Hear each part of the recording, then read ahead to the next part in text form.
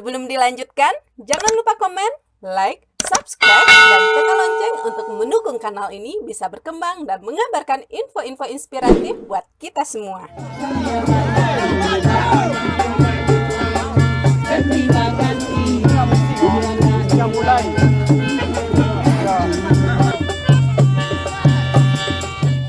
Bismillahirrahmanirrahim. Jadi orang Minang tu kok seciuknya buat ayam. Tidak menjadi ayamnya dah. Seperti ayam menciuk. Di Jepang ayam tu menciuk juga. Di Amerika ayam tu menciuk juga. Di Jakarta ayam tu menciuk juga. Di Minangkabau ayam tu menciuk juga. Menciuk bagai bak ayam. Artinya sifat itu tidak berubah dimanapun mereka berada. Itulah budaya. Kan perlu ada penelitian itu. Perlu ada stressing. Tanpa stressing tidak mungkin. Jadi stressing melakukan penelitian watak. Saya ulangi. Para pemimpin lahir tidak hanya karena kecerdasan dan perasaan, tetapi karena wataknya. Watak pemimpin itulah yang diwarisi oleh Minangkabau. Maka sekarang tugas kita adalah bagaimana mengisi kemerdekaan, membangun generasi yang disebut dengan generasi emas, dengan watak beragama dan beradat. Tidak bisa dijadikan beragama beradat ini sama dengan berbudaya, tidak bisa. Beragama memiliki keyakinan, berbudaya memiliki kelakuannya, perbuatan, tindakan. Buddha, kalau besar keyakinan melahirkan istiqamah, konsistensi hanya lahir karena keyakinan. Kalau kita suruhkan orang supaya konsisten dalam hal, dia hanya bisa konsisten kalau dia beragama. Kalau tidak beragama, tidak mungkin kita konsisten. Dalam itu watak. Pelajaran watak ini perlu didalami. Dan inilah Minangkabau. Nah, oleh karena itu barangkali Indonesia berharga. Indonesia ini sangat beruntung dengan adanya bangsa Minangkabau. Karena itu dapat dikatakan sejarah tidak bisa dimungkiri bahwa mula-mula Indonesia merdeka adalah andil Minangkabau. Tidak perlu marah. Tidak perlu marah. Ahli sejarah tidak perlu marah. Itu bukan kesombongan, tetapi itu kenyataan. Kenyataan. Sebut saja berapa pemimpin Indonesia sebelumnya. Waktu kita belum memproklamirkan Indonesia. Sebut siapa? Oh, kan ada Khairul Saleh.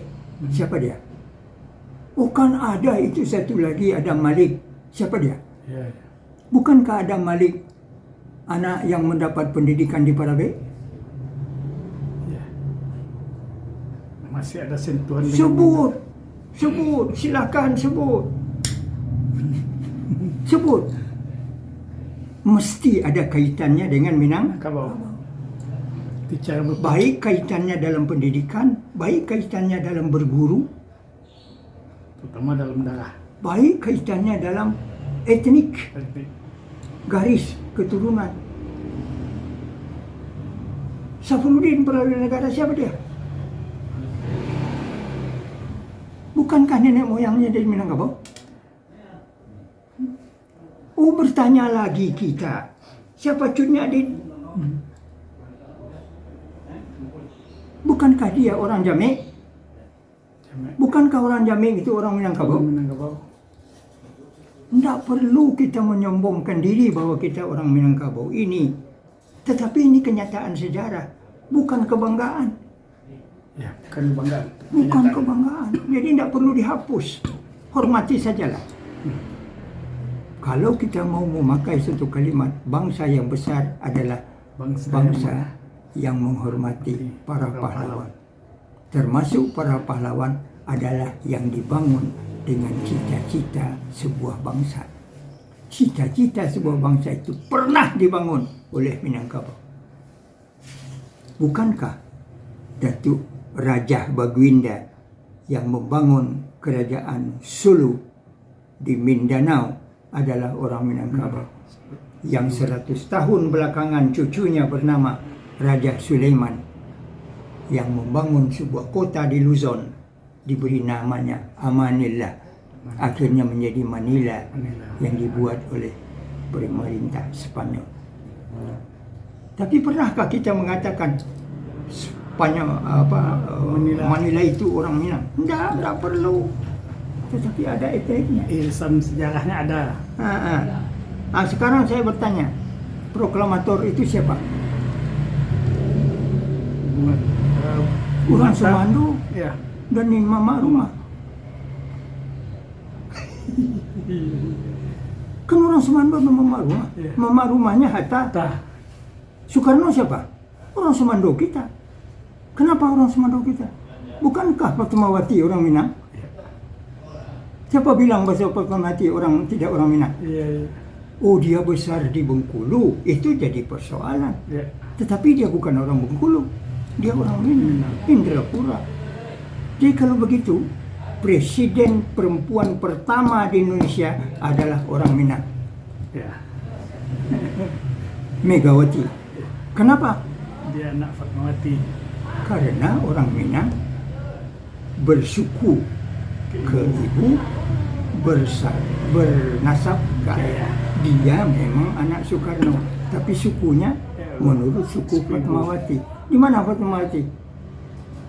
Apa Fatmawati tidak bersuku? Nggak mungkin. Nggak mungkin. Dia orang Minang. Itu orang Minang. Nah kalau begitu, bukankah Megawati suaminya adalah Taufik Kemas? Datuk pula orang Siabu. Siabu.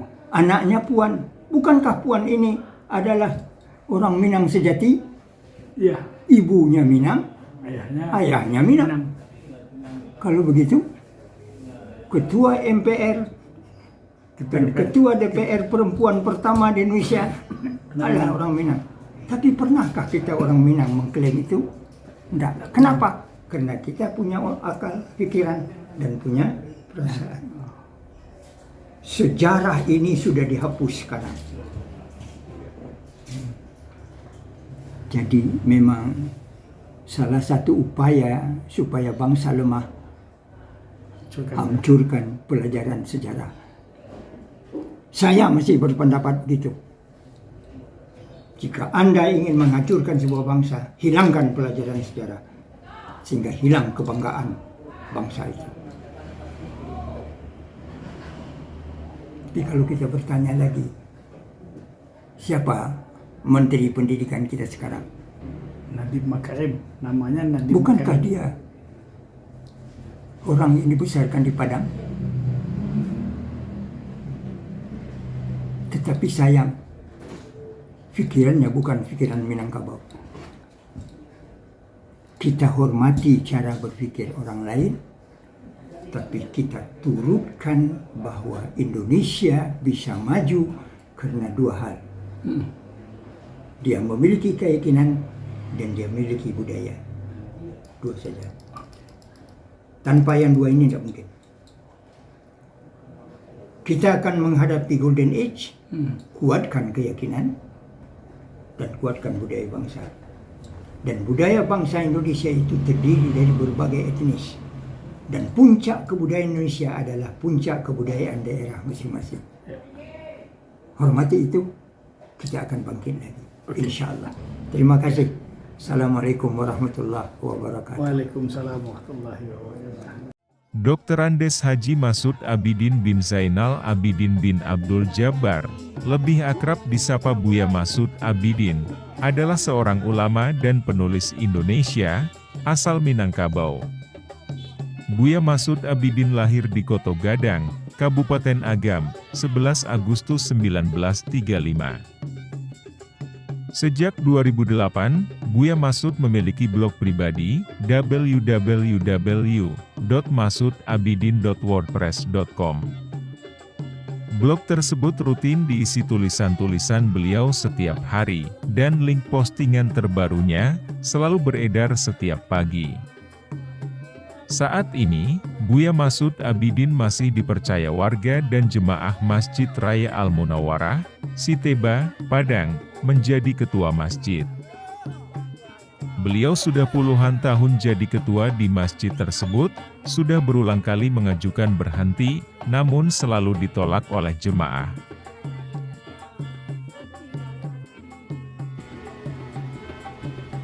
Sampai jumpa.